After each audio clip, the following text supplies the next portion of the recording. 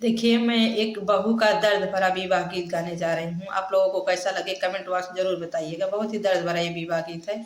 आपके आंसू में आंख में आंसू जरूर आ जाएगा, क्योंकि एक बहू का दर्द छिपा है इस विवाह ललनवा गीत में।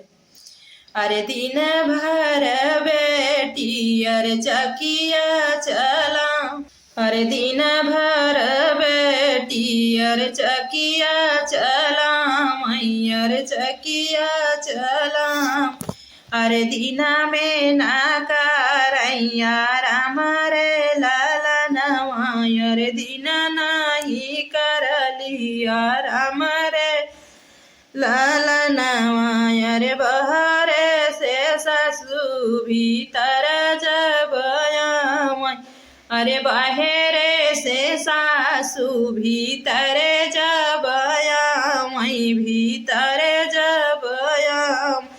अरे बउआ के कहीं जंगर छोरी रे ललनवा, अरे बउआ के कहीं जंगर चोरी रे ललनवा, अरे बहुआ के कहीं जंगर चोरी रे ललनवा। अरे काहे का मोरी सासू ऐसे तू बोली, अरे ऐसे तू बोली। अरे घरवा के करे खुला कमरे ललनवा, अरे घरवा के करे, अरे घरवा के करे कुला कामरे ललनवा, अरे घरवा के करे कुला कामरे ललनवा। अरे तनी बचन सासू सुनायू ना पावई, अरे सुनायू ना पावई। अरे नैहरे जाऊ भेजैसा ना देसरे ललनवा, अरे नैहरे जाऊ भेजैसा ना देसरे ललनवा, अरे नैहरे जाऊ भेजैसा ना देसरे ललनवा।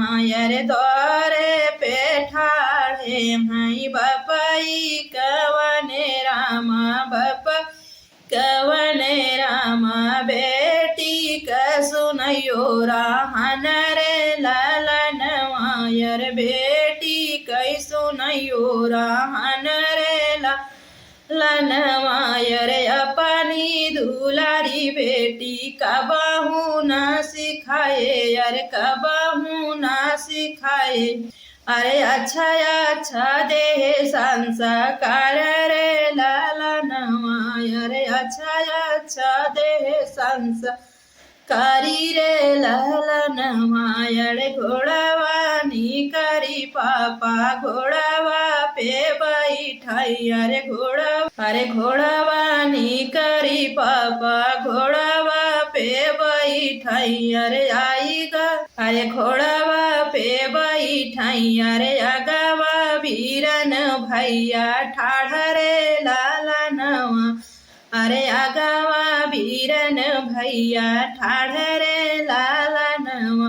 अरे काहे का मोरे पापा घोड़ावा सवार भाया, घोड़ावा सवार भाया। अरे हमारा के देता बताई रे ललनवा, अरे हमारा के देता बताई रे लल। अरे तोहरी बहिनिया पूता लड़ानी झगड़ानी, अरे लड़ानी झगड़ानी। अरे जाता ही बे